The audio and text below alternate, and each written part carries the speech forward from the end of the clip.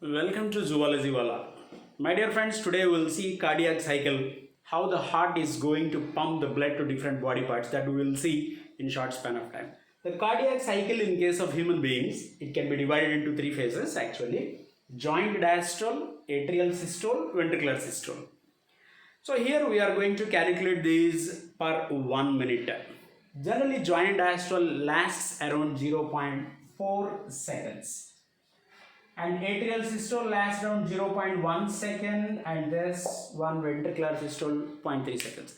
So on an average 0.8 seconds. So here we will see first the joint diastole. To begin with the cardiac cycle, first of all four chambers, the two upper chambers and two lower chambers are in relaxed phase.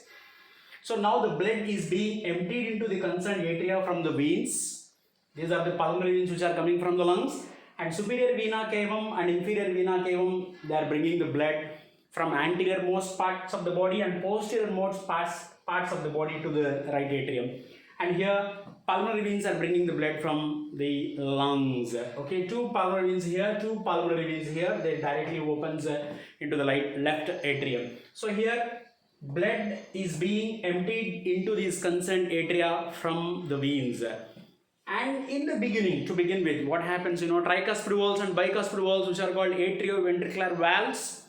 Here I already told you that there is a fibrous skeleton. The two upper chambers and the lower chambers are separated by fibrous skeleton. So the two chambers of atria and the two ventricular chambers, they won't contract simultaneously. They are separated by a fibrous skeleton which is provided with AV valves, atrioventricular valves. So generally the tricuspid valves and bicuspid valves are least resistive pressure variations. They can't take much pressure. When the blood is being emptied into these atria, the tricuspid valves and bicuspid valves they will be pushed open towards the ventricles. So now the blood is also entering into the ventricles.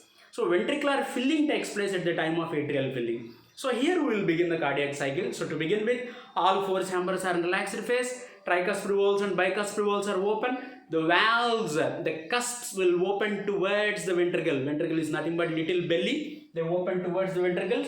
And now when the atria are filling, at the same time the ventricles are also filling. 70%, almost 70% of the ventricles will be get filled because of the blood which is entering into them from the atria. See, when the blood is coming into these ventricles, the papillary muscles, here you can see the papillary muscles are also in relaxed phase. Why? Because ventricles are also in relaxed phase. So now the blood enters into the ventricles as the slow filling takes place. In fact, to tell, when the blood is entering into the ventricles, it is coming with a sort of speed. The point one has to remember, blood always move from higher pressure to lower pressure. That is very important. So here the fluid is moving from higher pressure to lower pressure. So here higher pressure and here lower pressure, and now blood enters into the ventricles from the atria. When almost 70% of the ventricles were get filled, and now what happens is atrial kick. Atrial kick is nothing but atrial systole, because of which what happens, the blood is forcefully being pumped into these ventricles.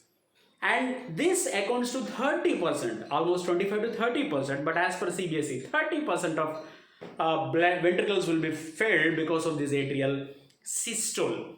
Initially what happens is ventricular filling takes place very, very rapidly, and 70% of the ventricles will be filled because of this rapid ventricular filling. When the ventricles were being filled, what happens to the pressure inside the ventricles? Pressure inside the ventricles will increases, as a result of which the blood which is being emptied into ventricles will decreases. This is an important phase, and this is called diastasis, which is nothing but the slow filling. Diastasis is nothing but the slow filling. Why? Because here the blood enters into the ventricles with almost same pressure. Whatever the pressure present in the atria will be almost similar to the pressure which is present in the ventricles. So that is called diastasis. D-I-A, diastasis, S-T-A-S-I-S. Diastasis is another phase which is seen when the ventricles were being filled, followed by atrial systole, and this atrial systole accounts to 0.1 second time. Then the atria will be contracted, and now blood is being forcefully pumped into the ventricles. And one important point here, At the time of rapid ventricular filling, there will be a sound which is not so much clearly audible, and because of this atrial systole also, there will be another heart sound which is also not clearly audible. So the audible sounds, what we know, lub and dub, two sounds, S1 and S2.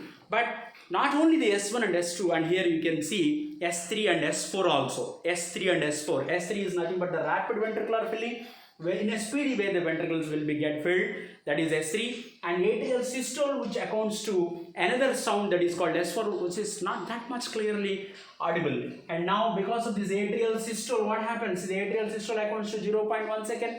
All four chambers are relaxed just for a span of 0.4 second. And now the atrial systole, when atrial systole takes place, what happens? The ventricle diastole phase will be finished.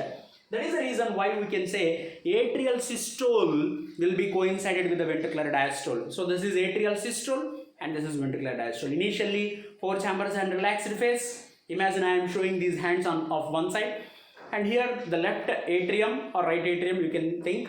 And when the atrium systole is taking place, you can see the ventricles which are in diastole phase. So atrial systole will be coincided with the ventricular diastole. And now when the pressure now inside the ventricles is increasing, now the ventricles have to get rid of the pressure. So now the ventricles have to contract, and now the atria will be in relaxed phase. Blood has to move back. Why? Because here low pressure will be there. Blood tries to move from higher pressure to lower pressure. So now the ventricles, when they are undergoing contraction, what happens? Blood tries to move back.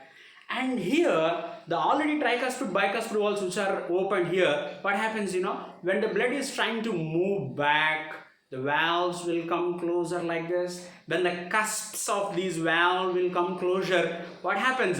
Backward flow of blood will be prevented. And now the papillary muscles also contract. When the papillary muscles are contracting like this, what happens? The cardiac tendinae will be forcefully made into their action. So they are bringing these tricuspid valves and bicuspid valves into their position. See the three events what I am trying to mention here. When the pressure in the ventricles is increasing, what happens? See this. They are undergoing the contraction and they are trying to pump the blood towards the atria. So the papillary muscles are undergoing contraction, number one. When the papillary muscles are undergoing contraction, what happens? The cardiac tendinae will be forcefully made into their action. See the cusp, third event, the cusps are trying to move back and they are closing, but the too much bulging of the cusps into atria should be prevented, and that will be prevented by cardiac tendinae. So the function of cardiac tendinae is to maintain the cusps in their position. When the cusps are closing, it causes the first heart sound which is so much clearly audible, that is called lub. That is the first heart sound which we can listen carefully with the help of a stethoscope.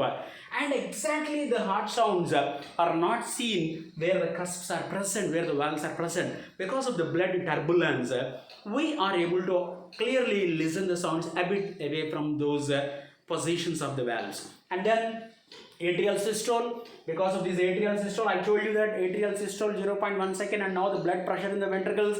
And now when the ventricles are undergoing the contraction, when the ventricular systole, beginning of ventricular systole takes place, what happens? The tricuspid and bicuspid walls, they will close just now as I mentioned, causing the first heart sound, beginning of ventricular systole, or at the end of atrial diastole in another way. So ventricular systole, beginning of ventricular systole, ventricular diastole is finished, ventricular systole is going to begin, and that is the place where exactly we can see, we can listen the first heart sound. And now where the blood has to move. Why? Because these valves are closed, the doors are closed, and now where the blood has to move. The ventricles are exerting the pressure now. And now, if you observe the pressure in this left ventricle, this is the left ventricle, the pressure in the left ventricle reaches almost 120 mm of Hg, and pressure in the right ventricle exceeds almost 25 to 30 mm of Hg pressure will be there. And now, if you observe the semilunar walls which are present a bit above to these tricuspid and bicuspid walls, and this is systemic aorta, and here almost 80 mm of Hg pressure will be there. And pulmonary artery, almost 20 mm Hg pressure will be there. See here 120, this is 80. I told you that blood always moves from higher pressure to lower pressure. When the tricuspid valve and bicuspid walls are closed, at that time what happens? If you see the exact time, almost at 0.05 seconds, what happens? These semilunar valves and pulmonary, I mean to say semilunar valves are also closed. So when the blood is trying to move back, tricuspid, bicuspid are closed. At that time, semilunar valves are also closed. So this is called isovolumetric contraction. So for a very brief period of time, all four valves are closed. Tricuspid, bicuspid closed, and these semilunar valves, pulmonary valve and aortic valve are also closed. And now when the pressure in the ventricles is trying to build more, I told you the maximum pressure 120, blood moves from higher pressure to lower pressure. So now from 122, it reaches to 80, higher pressure to lower pressure, and now the blood is moving against the gravity. So the heart contractions takes place like this, upwards and inwards. Because of this, blood moves into the blood vessel. From the left ventricle, blood enters into the aorta. From the right ventricle, blood enters into the pulmonary artery. You see the pressure variations, and now the blood is being pumped or emptied into the blood vessels. And now, as the blood is completely given to the concerned blood vessels, and now ventricles undergoing, now the ventricles are coming, they are trying to move back to their relaxed position. When the ventricles are trying to coming back to their relaxed position, what happens? Blood always moves from higher pressure to lower pressure. Now more pressure is there in the blood vessels, and now what happens? Here more pressure. Because of this pressure, blood is now present in the blood vessels, and now higher pressure is there in the blood vessels, and now blood tries to move back into the ventricles in order to prevent the backward flow of blood. And see here, what are the valves? Semilunar valves, which are already open like this. And now when the blood in the blood vessel, when the blood is present in the blood vessel, that blood is trying to move back. Say the blood is trying to move back, and now the cusp will be filled. So the cusps will close now. See this? When the blood is present, imagine these two hands are nothing but the cusps. Now blood is present in the blood vessel, and now it is trying to move back. The cusp will be filled, and the cusps will close, causing the second heart sound dub. Okay, so second heart sound is because of the closure of semilunar valves. First heart sound is because of the closure of tricuspid and bicuspid atrioventricular valves. And now the ventricles, if you observe the ventricle, each ventricle, it contracts like this, and it sends almost 70 ml of the blood. Very important point here, ventricle will not be completely emptied. A portion of blood will be definitely remain in the ventricles. That is called end systolic volume. Systole is nothing but the contraction of the heart. So because of this systole, 70 ml of the blood is being pumped into the blood vessel.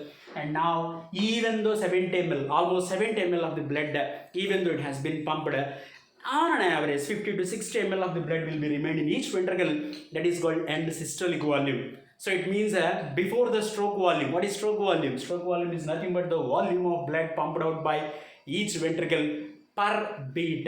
So 70 ml of the blood has been sent, and 60 ml of the blood is already present inside the ventricle after the stroke volume. It means before the stroke volume, how much ml of blood is present? 70 ml already sent, and 60 ml is present inside. So before sending 70 plus 60, almost 70 plus 50 to 60, so 120 to 130 ml of blood is already present in the ventricle. That is called end diastolic volume. When the ventricles were completely in the dilated fashion, how much volume of blood they can accommodate in each ventricle is almost 120 to 130 ml of blood. That is called EDV, end diastolic volume. And here when the ventricle undergoes contraction, 70 ml of the blood is being pumped out, and now the volume of blood present in the ventricle is called end systolic volume. So end diastolic volume minus end systolic volume is nothing but the stroke volume. Okay, so if we observe the phases here, joint diastole is 0.4 and atrial systole 0.1, ventricular systole, how much time the ventricles are in contracted phase? 0.1 second, and how much time they are in relaxed phase? That is 0.3 seconds. And now my question, which phase is longest phase? If you observe the entire all the phases, we will think joint diastole is the longest phase, but you know, atria are undergoing contraction only for a span of 0.1 second in the total 0.8 seconds. So if 0.1 seconds they are only in the contracted phase, in the rest of 0.8, what is the rest of 0.8? 0.7. So 0.8 minus 0.1. 0.1 is atrial systole. So total duration is 0.8. So in the total duration of 0.8 seconds, atrial systole lasts only around 0.1 second. Atria are undergoing contraction only 0.1 second. In the remaining 0.7 seconds, they are in the relaxed phase. So atria are a bit lazy. So 0.7 seconds they are in the relaxed phase. That is atrial diastole. And now my question is, how much time only the ventricles, how much time does the ventricles are only in diastole phase? If you are going to give the answer, I will be very happy if you mention it in the comments. And now if you observe, see, this is joint diastole, joint systole, I mean to say atrial systole, and now the blood is present in the ventricles. When the ventricles are going to contract, tricuspid, bicuspid closed, semilunar walls are also closed. So that is called isovolumetric contraction. And now when the pressure in the ventricles increases, when it exceeds the pressure in the blood vessels, now the blood enters into the blood vessels. In order to prevent the backward flow, semilunar walls closed. At that time, there is not, we can't see much quantity of the blood inside the ventricles.